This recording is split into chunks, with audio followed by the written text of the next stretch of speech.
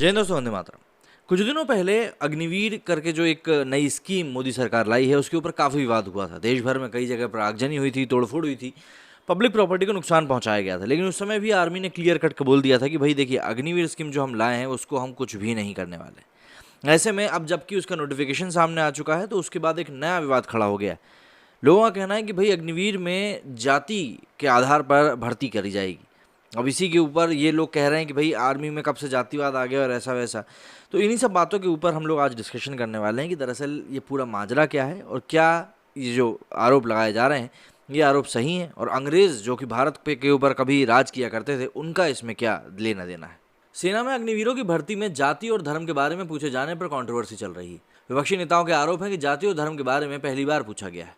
वहीं सरकार का कहना है कि ये व्यवस्था पहले से ही लागू है और सेना की भर्ती में जाति या किसी भी धर्म का कोई लेना देना नहीं।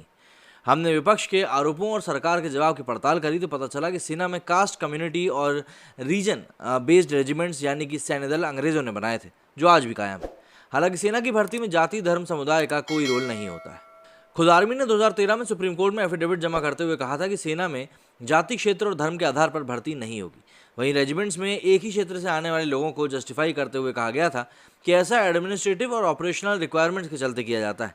सरकार के प्रेस इन्फॉर्मेशन ब्यूरो यानी कि पीआईबी ने 10 दिसंबर 2021 को बताया कि सेना में अभी कुल 27 इन्फेंट्री रेजिमेंट्स मतलब पैदल चलने वाले सैन्य दल हैं। इनमें सबसे ज़्यादा पुरानी 1705 में बनी पंजाब रेजिमेंट है।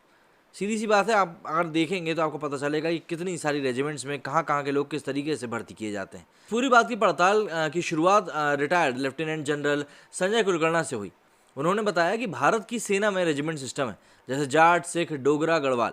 भर्ती के बाद जवानों से रेजिमेंट की चॉइस पूछी जाती है, फिर ये देखा जाता है कि उन्हें किस रेजिमेंट में भेजा जा सकता है। इसमें यह पता होना ज़रूरी है कि जवान की जाति या धर्म क्या है, क्योंकि हमारे रेजिमेंट इसी आधार पर खड़े हुए हैं। बहुत से रेजिमेंट्स ऐसे भी हैं जिनमें सभी जाति, क्षेत्र, समुदाय के लोग शामिल हैं। कुछ में 2-3 जाति के लोग हैं, जैसे राजपूताना राइफल में राजपूत और जाटों की संख्या एक जैसी होती है। वहीं राजपूत रेजिमेंट में राजपूत, गुज्जर और मुस्लिम होते हैं। हालांकि इस तरह के रेजिमेंट के बावजूद सेना की भर्ती में किसी भी जाति, धर्म या क्षेत्र का कोई लेना देना नहीं होता है। जो भी ये कह रहा है कि सेना की भर्ती में धर्म और जाति के बारे में पहली बार पूछा जा रहा है, वो सरासर गलत बोल रहा है, क्योंकि सेना में भर्ती की जो प्रोसेस चल रही है वो तो अंग्रेज़ों के वक्त से चली आ रही है। वहीं कुछ रेजिमेंट्स को तो 200 साल से भी ज़्यादा हो चुके हैं। अंग्रेज़ जब सेना में भारतीयों को रखते थे तो वो भी जाति और धर्म के बारे में पूछते थे। वहीं रिटायर्ड लेफ्टिनेंट जनरल सैयद अता हसनैन के मुताबिक अंतिम संस्कार करने के लिए भी जवान का धर्म पता होना जरूरी है। रेजिमेंट्स के अलग अलग नॉर्म्स होते हैं। कास्ट, रिलीजन और रीजन जाने बिना जवान के लिए सही रेजिमेंट का चुनाव करना मुमकिन नहीं है। अग्निपथ स्कीम के बाद क्या इसमें कोई बड़ा बदलाव होने जा रहा है, इस बारे में कोई जानकारी नहीं है। ग्लोबल सिक्योरिटी की वेबसाइट पर दी गई जानकारी के मुताबिक 1892 से आर्मी की पॉलिसी धीरे धीरे बदलना शुरू हुई। टेरिटोरियल बेसिस पर रिक्रूटमेंट बंद करी गई और क्लास लाइन पर शुरू हुई। मतलब एक जैसे धर्म, जाति और नस्ल के लोगों को सेना में रिक्रूट करना शुरू किया गया। 1892 से 1914 के बीच भर्तियां मार्शल रेस की तक ही सीमित थीं। आर्मी को मार्शल और नॉन मार्शल की 2 कैटेगरी में बांटा गया था। अरविंद गनाचरी की किताब Indians in the first world war के मुताबिक जोनाथन पील कमीशन को सोशल ग्रुप्स, रीजन और लॉयल सोल्जर्स को आइडेंटिफाई करने का जिम्मा दिया गया था। 1857 का विद्रोह देश के पूर्वी और दक्षिणी भाग से हुआ था, इसलिए यहाँ के लोगों को आर्मी में रिक्रूट नहीं किया गया। रिक्रूटमेंट के सेंटर उत्तरी भारत में बनाए गए। मार्शल क्लास की अगर हम बात करें तो इसमें उन लोगों को रखा जाता था जिनका युद्ध लड़ने का इतिहास रहा है, जिनके पूर्वज लड़ाके रहे हैं। इनमें नॉर्थ इंडियंस को प्रेफरेंस दिया गया। अगर हम नॉर्थ मार्शल क्लास की बात करें तो इसमें उन लोगों को रखा गया जिन्हें युद्ध के लिए अनफिट माना गया। 1857 के विद्रोह के चलते बंगाल के लोगों को इस कैटेगरी में रखा गया था। एक्सपर्ट्स कहते हैं कि ऐसा कहा जाता है कि नस्ल और जाति के आधार पर भर्ती इसलिए की गई ताकि औपनिवेशिक भारतीय समाज को बांटा जा सके और भविष्य में होने वाले विद्रोहों को रोका जा सके। वहीं अरविंद गनाचरी की किताब Indians in the first world war के मुताबिक 1857 के विद्रोह के बाद आर्मी में रिक्रूटमेंट की जो पॉलिसी बनाई गई वो एक कम्युनिटी को दूसरी कम्युनिटी से अलग करने के मकसद से बनाई गई थी। सैनिकों की भर्ती में किसी इंडिविजुअल के बजाय वो किस कम्युनिटी से आते हैं इस बात को तवज्जो दी गई। एक सैनिक की भर्ती में उसकी कास्ट, रिलीजन और नस्ल ज़्यादा ज़रूरी हो गई। मार्शल रेस में नॉर्थ और वेस्टर्न हिस्से के लोगों को रखा गया। इसमें सिख, पठान, बलूची और मुस्लिमों की कुछ कम्युनिटी शामिल थी। गोरखा और डोगरा कम्युनिटी को भी इसमें रखा गया था। 1857 के विद्रोह के बाद ही मजहबी सिख भारतीय सेना में शामिल किए गए थे और पहले सिख रेजिमेंट बनाई गई थी। उच्च जाति से आने वाली बंगाल की आर्मी को काउंटर करने के लिए बड़ी संख्या में जाट, गोरखा, सिख, पठान यूनिट्स में शामिल किए गए थे। उत्तर पश्चिम में मिलिट्री एक्टिविटीज़ बढ़ने के चलते ये वर्ग ब्रिटिश अधिकारियों के बीच पॉपुलर हो गए और इससे लोअर क्लास के लोगों की भर्तियां धीरे धीरे कम होने लगी।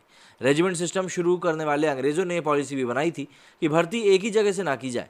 इसके पीछे मकसद ये था कि किसी एक जगह से विद्रोह हो तो दूसरे को उसके खिलाफ खड़ा किया जा सके।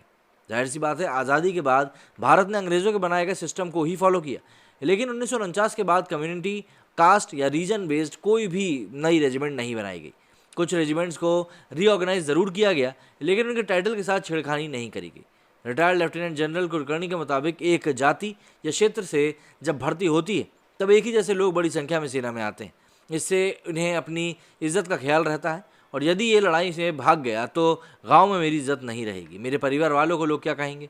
ऐसे में जवान भागने के बजाय लड़ता है। ये भी रीजन बेस्ड रिक्रूटमेंट करने का एक बड़ा कारण है। अग्निपथ स्कीम जब लाई गई थी तब यही सवाल खड़े किए गए थे कि इससे तो हमारे सालों पुराने रेजिमेंट सिस्टम ही खत्म हो जाएगा। रिटायर्ड लेफ्टिनेंट जनरल कुलकर्णी के मुताबिक अग्निवीरों को भी रेजिमेंट में ही नियुक्त किया जाएगा।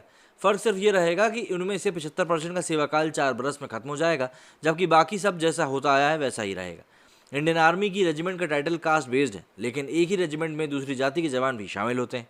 जैसे राजपूताना राइफल में राजपूत और जाटों की संख्या एक जैसी है, राजपूत रेजिमेंट में राजपूत, गुजर और मुस्लिम भी होते हैं।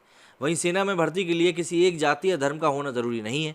किसी भी जाति या धर्म के लोग सेना में रिक्रूट हो सकते हैं। रिक्रूटमेंट के दौरान रेजिमेंट की चॉइस भी जवानों से पूछी जाती है, लेकिन ये ज़रूरी नहीं कि जिस रेजिमेंट को जवान चुने उसे वही दी जाए। अंग्रेज़ों ने 1903 में कास्ट बेस्ड ब्राह्मण रेजिमेंट बनाई थी, जिसे फर्स्ट वर्ल्ड वॉर के बाद भंग कर दिया गया था। ठीक इसी तरह उन्होंने सेकेंड वर्ल्ड वॉर के टाइम चमार रेजिमेंट भी बनाई थी। इसे भी दिसंबर 1946 में भंग कर दिया गया था। 1941 में बनाई गई लिंगायत बटालियन को अगले कुछ सालों में खत्म कर दिया गया था। पहले विश्व युद्ध के बाद अंग्रेज़ों ने भारतीय सेना में कई बदलाव किए थे। दूसरे वर्ल्ड वॉर के बाद और भी ज़्यादा बदलाव किए। इसके बाद भारत को आज़ादी ही मिल गई।